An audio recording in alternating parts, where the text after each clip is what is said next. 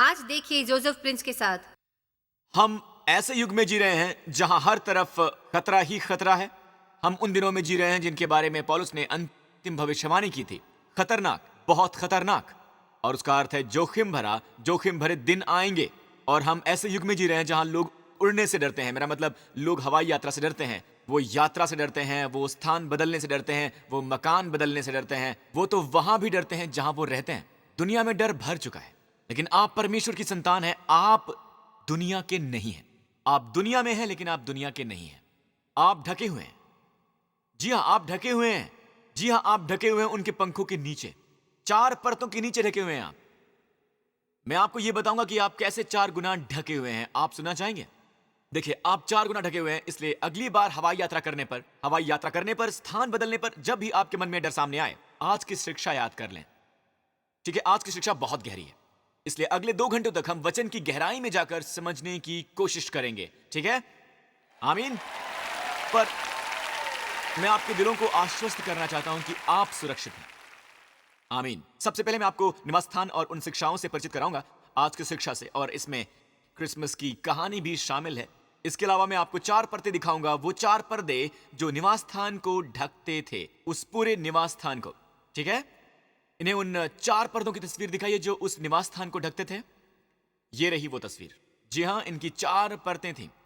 तो अब ऐसा है कि इसे मुख्य निवास स्थान कहते हैं। आंगन के आसपास की लंबी दीवार निवास स्थान नहीं है। ये निवास स्थान बिल्कुल नहीं है, बल्कि ये वेदी के दरबार का क्षेत्र है। पर ये निवास स्थान का मुख्य क्रूस है। और आप देखेंगे कि क्या आपको ये सुनहरा बक्सा दिख रहा है? सुनहरा बक्सा दरअसल ये लकड़ी का बना हुआ है। लकड़ी का बना हुआ है। अब इस सुनहरे बक्से, लकड़ी के बक्से पर सोना लगा हुआ है और ये टिका हुआ है चांदी के सॉकेट्स की वजह से। मेरे पास इस बारे में एक पूरी शिक्षा है कि आप सोने से ढके हुए हैं और आपकी नींव जो है वो ठोस चांदी की है। चांदी का अर्थ है मुक्ति। हमें सोने या चांदी से मुक्ति नहीं मिलती, बल्कि मसीह के बहुमूल्य रक्त से मिलती है। यह मसीह के रक्त का प्रतीक है। बाइबल में चांदी रक्त का प्रतीक होती है। वो चांदी ही के द्वारा गुलामों को गुलामी इत्यादि से मुक्त कराते थे। उन दिनों चांदी का एक सिक्का लोगों को गुलामी से मुक्ति कराता था। केवल चांदी के सिक्के ही मुक्ति दिलाते थे। ठीक है? तो ये एक प्रकार की अदला बदली की तस्वीर है। उनके पैसों की अदला बदली का एक रूप। चांदी यीशु के रक्त की प्रतीक है। हमें केवल यीशु के रक्त की अर्थव्यवस्था को समझना है। अगर हमें मुक्त होना है, हमें यीशु के रक्त के द्वारा खरीदा गया है।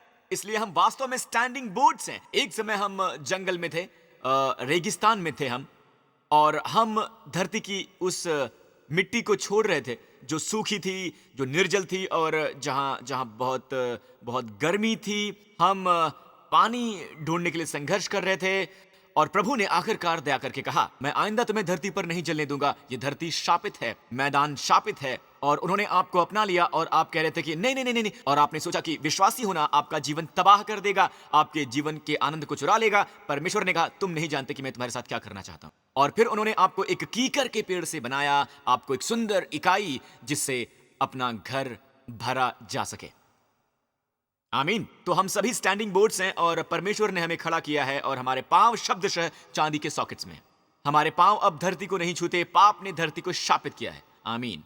वो अब धरती को नहीं छूते जहां शैतान बेलगाम घूम रहा है। और एक दिन राजा, इस धरती का असली शासक, लौट आएगा, इस धरती पर वापस आएगा, और तब तक शैतान अपनी मनमानी करता रहेगा। पर आप चाहे दुनिया में हैं, लेकिन आप दुनिया के नहीं हैं। आपके साधन इस शापित धरती से बिल्कुल नहीं आए हैं। दरअसल ये स्वर्ग से आते हैं। आप फिर भी इस धरती पर हैं, परंतु ठोस चांदी में स्थापित हैं। क्या कोई आमीन कहेगा? चलिए मुख्य निवास स्थान को देखते हैं। यहां ऊपर पूरे निवास स्थान को देखें। इजराइल में उन्होंने इस तरह डेरा जमाया था। आप देखेंगे कि हम जहां से देख रहे हैं वो है पूर्वी कोना, प्रवेश द्वार। इन्हें आप दिखाइए, पूरब, पश्चिम, उत्तर, दक्षिण कैसा है? प्रवेश द्वार पूर्व की तरफ है। देखिए, क्योंकि परमेश्वर का प्रवेश द्वार निरंतर रोशन होता है और वहां है जहां सूरज निकलता है। जी हां, सूरज जहां से निकलता है। मैं कुछ कहूं? आराम से बैठ जाइए, इस यात्रा का आनंद लीजिए। हम नीचे की ओर आ रहे हैं। देखा आपने? आप एक स्वर्गीय हस्ती हैं। हम धरती से स्वर्ग नहीं जाते, बल्कि स्वर्ग से धरती पर आते हैं। आपको अपनी स्थिति को समझना चाहिए, तभी आप यहां पर काम कर सकते हैं। ये निवास स्थान है, आप बाहरी हिस्सा देख रहे हैं जहां आग जल रही है। ये जलती हुई वेदी है, वो क्रूस का प्रतीक है। 4 कोने यीशु मसीह के क्रूस का प्रतीक हैं। वहीं पर होम बलि चढ़ाई जाती है। क्या आप दाहिनी ओर एक व्यक्ति को हाथ रखते देख सकते हैं, उस काले कपड़ों वाले जो परमेश्वर की आराधना इत्यादि कर रहा है? और वहीं पर आपके पाप का चढ़ावा, या यूं कहें कि आपकी होम बलि, तो आपकी होम बलि को मारा जाता है। ठीक है। और क्या आप वो निवास स्थान का प्रवेश मार्ग देख सकते हैं, इस पवित्र स्थान का, जहां पर 5 खंबे हैं? यहां पर 5 खंबे हैं। जबकि आप अभी अंदर आए हैं, सभी देखिए एक फाटक की तस्वीर। फाटक को देखिए, सामने का फाटक अधिकतम बाईं ओर है। अधिकतम बाईं ओर आप देख रहे हैं, आपका पहला प्रवेश मार्ग फाटक है। तो आप अंदर आते हैं, ठीक है, द्वार के पास, फिर अपनी होम बलि चढ़ाते हैं और उसके बाद निवास स्थान के अंदर याजक के अलावा और कोई नहीं जा सकता। पर ऐसा पुराने जमाने में था। आज बाइबल के अनुसार हम सभी परमेश्वर के याजक हैं। आमीन। तो हम अंदर जाते हैं। अब 5 खंभों को देखिए। हम उस स्थान पर जाते हैं जहां दुनिया में से कोई भी नहीं जाता है। दरअसल आज सही मायनों में अगर आप देखें तो आप वास्तव में पवित्र स्थान में हैं। आप पवित्रों के पवित्र स्थान में हैं। पवित्रों के पवित्र स्थान इसलिए क्योंकि अब पर्दा नहीं है। आप निवास स्थान के अंदर हैं। बताइए, सुरक्षा का स्थान कहां है? निवास स्थान के अंदर। वहां अंदर कभी कोई नहीं मरता था। हमारे लिए वो विवरण दिया गया है। तो अब ये वो स्थान है जहां जब आप देखते हैं, आप पहली परत को देखेंगे, जहां आप पहली परत नहीं देख सकते। इन्हें दोबारा ये आवरण दिखाएं। चलती तस्वीरों को आप देखने वाले हैं। मैं आपको समझाने के लिए ये तस्वीर दिखाऊंगा। देखिए, सबसे ऊपर बिज्जू की खाल है। आपने देखा? ठीक है। और आप देखेंगे कि ये सब प्रभु यीशु मसीह का कितना सुंदर चित्रण करता है। उसके बाद मेढ़ा की खाल है, जिसे लाल रंग से रंगा गया है। एक बार अंदर जाने पर बताइए आप क्या देखते हैं। मान लीजिए आप सभी पर्दे हटाकर नीचे देखते हैं, तो आप क्या देखते हैं? आप देखते हैं ये पवित्र स्थान 3 वस्तुओं से बना हुआ मिनोरा, 7 शाखाओं वाला मोमबत्ती का स्टैंड जो शोभरे की मेज के सामने है, जो वहां दाहिनी ओर पवित्रों की पवित्र लोबान की वेदी के सामने है। याद रखें कि पर्दे को यीशु ने फाड़ दिया था, तो अब वहां कोई पर्दा नहीं है, कोई भी पर्दा नहीं है। आप नियमों का संदूक देखेंगे और परमेश्वर का सिंहासन। दरअसल आज हमारे सामने कोई भी पर्दा है ही नहीं। हम पवित्रों के पवित्र स्थान में हैं और पवित्रों के पवित्र स्थान में कोई एक पवित्र स्थान नहीं है। अब ये पूरा स्थान ही पवित्रों का पवित्र स्थान है। और अगर आप यहाँ पर आते हैं तो क्या देखते हैं? आप बढ़िया लिनन देख सकते हैं। और बाइबल के अनुसार इन्हें निर्गमन 26 वचन 1 दिखाएं। निर्गमन 26 वचन 1। फिर निवास स्थान के लिए 10 पर्दे बनवाना। जी हाँ, 10 पर्दे। 10 पर्दे बनवाना। इनको बटी हुई सनी वाली और नीले, बैंगनी और लाल रंग के साथ बनवाना। देखा आपने? ये पहली बार है। हर बार नीला, बैंगनी और लाल रंग होता है। हर बार निवास स्थान में होता है नीला रंग, बैंगनी और लाल रंग। ये पहली बार है जब कपड़ा पहले है और फिर नीला, बैंगनी और लाल। मैं बताना चाहूंगा कि इसका कारण क्या है, पर पहले पवित्र स्थान में चलते हैं। ठीक है, आप पवित्र स्थान में चल रहे हैं। आप मिनोरा को देखते हैं, आप शोभरे की मेज देखते हैं। बताइए आप क्या देखते हैं? यही रुक जाइए। आप क्या देख रहे हैं? आप छत देख रहे हैं। यह है पहली परत जो कि बुनी हुई है बढ़िया लिनन से। हमारे प्रभु यीशु मसीह की मानवता है। उसमें नीला है, यूहन्ना के सुसमाचार के अनुसार वचन शरीर से बना। इसमें लाल है, वो मनुष्य बने। इसमें बैंगनी है, आमीन, और ये रंग उसे इतना सुंदर बना रहे हैं। और मत्ती के सुसमाचार के अनुसार बैंगनी उनका शाही रुतबा है। और बढ़िया लिनन लूका के सुसमाचार के अनुसार वो परिपूर्ण मानव है। तो ये ऊपर लगा है। ध्यान दें कि बाइबल के अनुसार उसे लाल रंग से नहीं बना होना चाहिए। इनको बटी हुई सनी वाले और नीले, बैंगनी और लाल रंग के कपड़े का कढ़ाई के काम किए हुए करूबों के साथ बनवाना। जी हां, करूबों के साथ। करूबों के पंख होते हैं, इसलिए यहां पर आप ऊपर देखें, आपको क्या पंख दिखाई दे रहे हैं? पंखों के नीचे होना इसी को कहते हैं सुरक्षा का भजन। भजन 91। भजन 91 क्या कहता है? वो तुझे अपने पंखों की आड़ में ले जाएगा, पंखों पर नहीं, और तू उसके परों के नीचे शरण पाएगा। परों के नीचे। अगला वचन कहता है, कोई तीर तुझे छू नहीं पाएगा, ना कोई महारोग तेरे घर के पास फटकेगा। क्यों? क्योंकि तेरा घर वहां बाहर नहीं है जहां दुनिया का सामना सभी अभिशापों, सभी खतरों, भयों और बीमारियों इत्यादि से होता है। तो आप सुरक्षित स्थान पर हैं। तो अगर आप बीमार भी हो, वहीं रहें और आप चंगे हो जाएंगे। आमीन। ये अंदर जीने का एक नया मार्ग है। जिसे हमारे लिए प्रभु यीशु मसीह के रक्त ने खोला है। तो आप उनके पंखों के नीचे हैं। तस्वीर की ओर दोबारा देखें। हम उनके पंखों के नीचे हैं। ये रहा उनके पंखों के नीचे। निवास स्थान के उद्घाटन के बाद भजन 91 लिखा गया था, तो वो यहाँ पर निवास स्थान के संदर्भ में बोल रहे हैं। निवास स्थान के बाहर की ओर लौटते हैं। दुनिया को ये दिखाई देता है, उन्हें बिज्जू की खाल दिखती है, यानी पहली परत बिज्जू की खाल थी। मैंने सही कहा ना? दुनिया को वही दिखता है। जब यीशु यहां पर थे, ये एक बहुत ही सुंदर चीज है कि जब प्रभु यहां पर थे तो पता है लोगों ने क्या देखा? उन्होंने एक तगड़ा मानव देखा। दुनिया हमारे प्रभु यीशु की सुंदरता नहीं देख सकती। वो देहधारी परमेश्वर हैं। वो तो केवल एक तगड़ा मानव देखते हैं। पता है बिज्जू की खाल को वो किस लिए इस्तेमाल करते थे? वो सुरक्षा के लिए बढ़िया वस्तु है। वो उनके सारे सामान को ढकती थी जब वो यात्रा किया करते थे। चलिए अगली परत की ओर चलते हैं। अगली परत कौन सी है? लाल रंगी हुई मेढ़े की खाल। जी हाँ, आपको ये सब निर्गमन 26 में मिलेगा। इन्हें निर्गमन 26 वचन 14 दिखाएं। फिर तंबू के लिए लाल रंग से रंगी हुई मेढ़ों की खालों का एक ओढ़ना और उसके ऊपर सुइयों की खालों का भी एक ओढ़ना बनवाना। देखा तो वो इसे कहां से प्राप्त करते थे? मेढ़ों की लाल रंगी हुई खाल। मेढ़े की खाल क्या होती है? मेढ़ा एक नर भेड़ होता है जिसकी सींग होती है और ये दृढ़ता का प्रतीक है और उसका मुकाबला कोई कर नहीं सकता। तो ये है दृढ़ता के प्रतीक के रूप में। तो इसलिए हम लोग कहते हैं मेंढे की तरह दृढ़। भेड़े की खाल लाल रंग क्यों होती है? क्रूस पर उनका कार्य दिखाने के लिए। वो पूरे रक्त से भरे थे। अब दोबारा 4 परतों की ओर चलते हैं। बिज्जू की खाल के नीचे मेढ़े की लाल रंगी हुई खाल है। परमेश्वर की आंख वहीं देखती है। और मैं आपसे एक बात कहूं, ध्यान से देखिए। लाल रंगी मेढ़े की खाल, हाँ, मनुष्य इस परत को नहीं देख सकते। परमेश्वर की नजर ही वो देखती है। उनकी नजर अपने पुत्र का समर्पण भाव देखती है, उसकी दृढ़ता देखती है। और पता है चढ़ावे में मेढ़े का किस लिए इस्तेमाल होता है? ये इस्तेमाल होता है, अच्छा, आपने कभी अर्पित करने वाले मेढ़े के बारे में सुना है जिसका बलिदान किया जाता था? कोई भी उनके समर्पण, उनके भक्तिभाव की पिता की तरह कदर नहीं कर सकता। परमेश्वर का धन्यवाद प्रभु यीशु मसीह के लिए। मुझे ये बहुत प्यारा है। मैं कल पढ़ रहा था कि वो गतसमनी के बाग में थे और सिपाही उन्हें गिरफ्तार करने के लिए आए और वो अपने चेलों को आजाद करना चाहते थे। तो उन्होंने आगे बढ़कर कहा, तुम किसे ढूंढ रहे हो? मुझे बहुत प्यारा है। पता है बाइबल में क्या लिखा है? जिस तरह वो आगे बढ़े, बाइबल में यूहन्ना 18 या शायद 17 में पढ़ें आप। यूहन्ना 18, माफ कीजिएगा, यूहन्ना 18 के अनुसार वो हिचकिचाए नहीं, वो आगे बढ़े। पर उससे पहले लिखा है कि यीशु वो सब जानते हुए जो होगा आगे बढ़े। वो आगे बढ़े। मुझे ये बहुत प्यारा है। ये मेढ़े की तरह है जो क्रूस पर जाने के लिए दृढ़ था। मेढ़े के बारे में एक और बात बहुत दिलचस्प है। ये इब्राहिम की अपने पुत्र को मोरियाह पहाड़ पर ले जाने की कहानी है।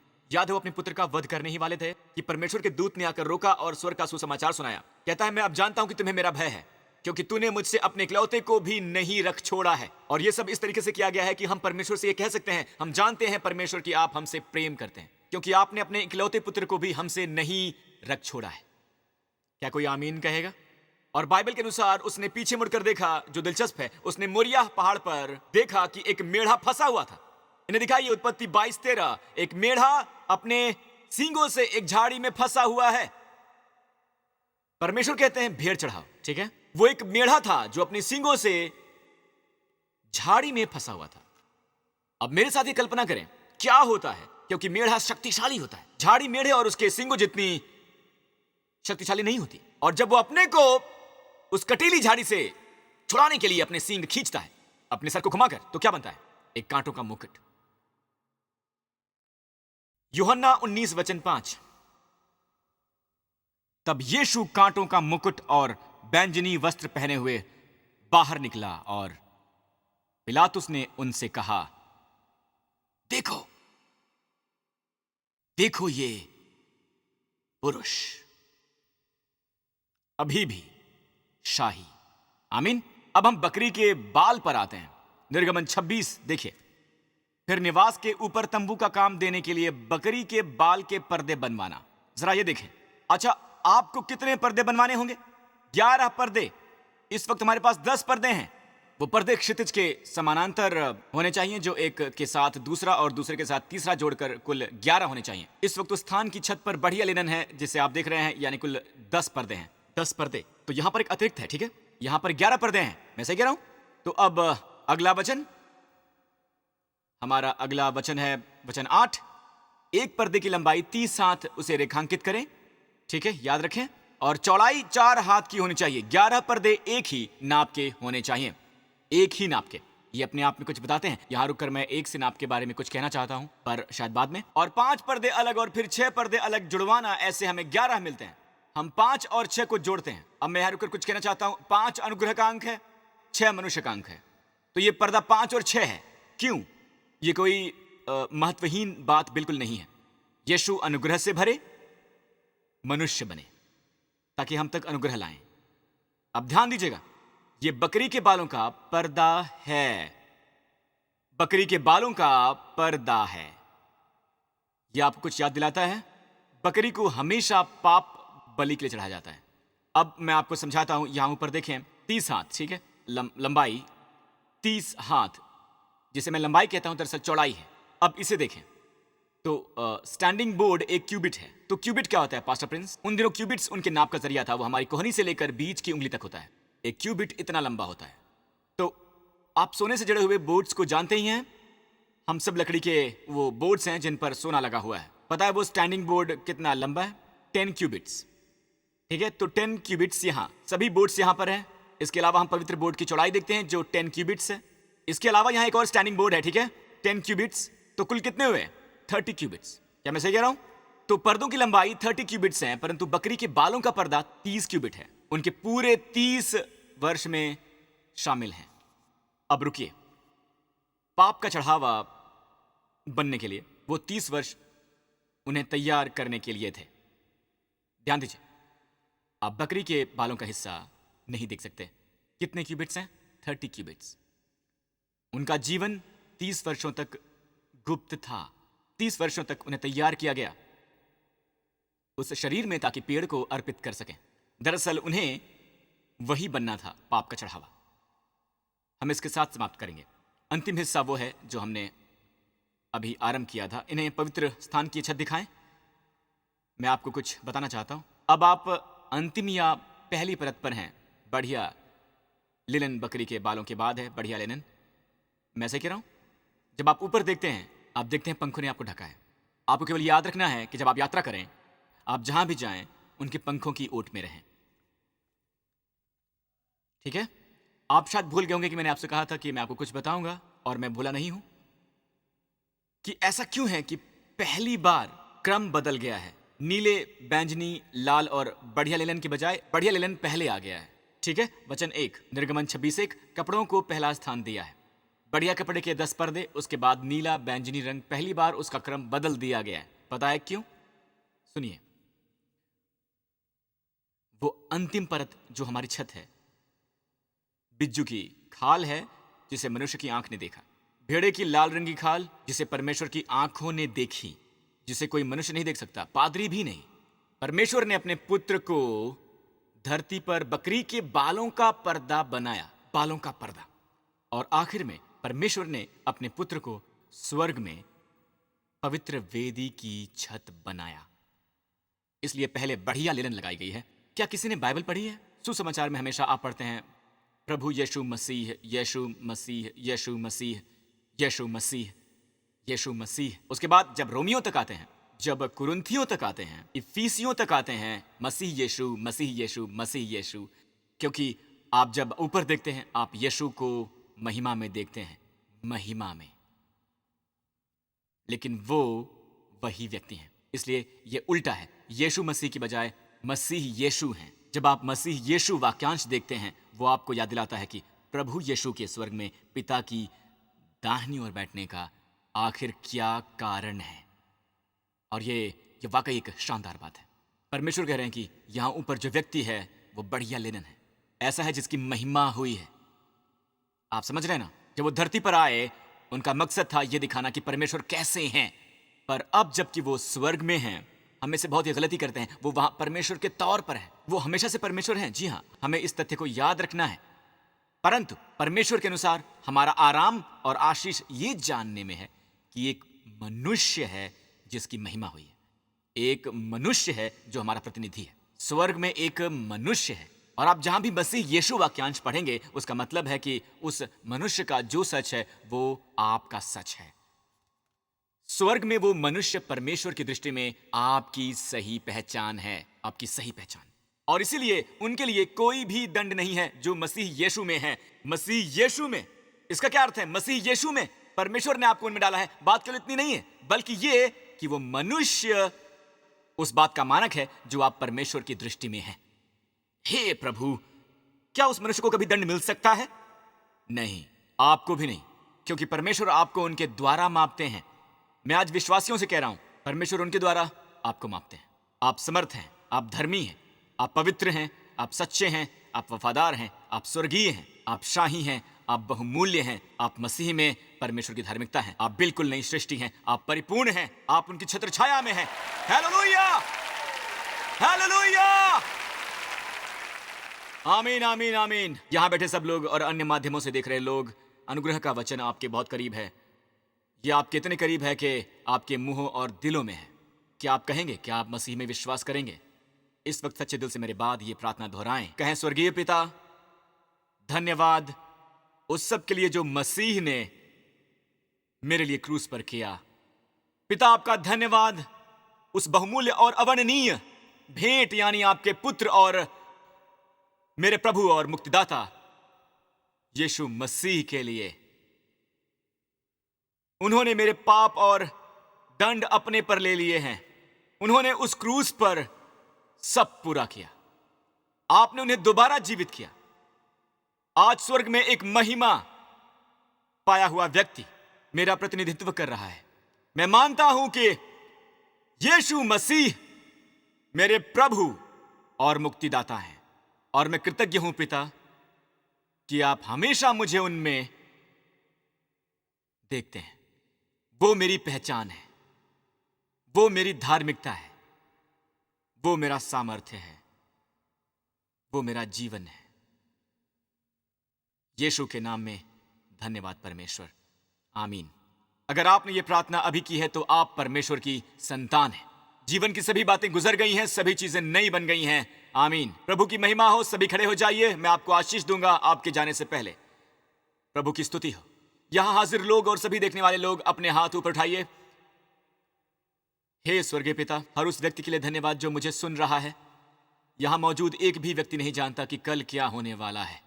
कोई भी नहीं सिवाय आपके। और स्वर्गीय पिता, जो मैं सुरक्षा की आशीषों का ऐलान करूंगा, पिता आप जानते हैं कि वो कौन से पक्ष हैं जहां हमारे शत्रु शैतान ने तैयारी की है। बाधाएं, कटीली झाड़ियां हमें फंसाने, हमें मारने और घायल करने के लिए, पर आप हमारा मार्ग तैयार करते हैं। आप ही कटीली राह को कोमल बनाते हैं। प्रभु, आप और आपके परिवारों पर इब्राहिम की आशीषों से आशीष दें। प्रभु, आपको और आपके प्रियजनों को इस पूरे सप्ताह बनाए रखें और आपकी रक्षा करें हर खतरे से, हर हानि से, हर बीमारी से, हर भय से, हर दुख से, अंधियारे की सभी शक्तियों से और शैतान की शक्ति से। प्रभु का मुखमंडल आप पर चमकता रहे, आप पर अनुग्रह हो, क्योंकि महिमा वाला पुरुष आपका प्रतिनिधि है और उन पर जो भी अनुग्रह है वो आप पर है। आप जहां भी जाते हैं आप पर परमेश्वर का बहुतायत अनुग्रह होता है। आप और आपकी दृढ़ इच्छा शक्ति, प्रभु का मुखमंडल आप और आपके प्रियजनों पर हो और आपको और आपके परिवारों को अपनी अद्भुत शांति से भर दे। यीशु के नाम में सभी लोगों ने कहा आमीन। परमेश्वर कृपा करें।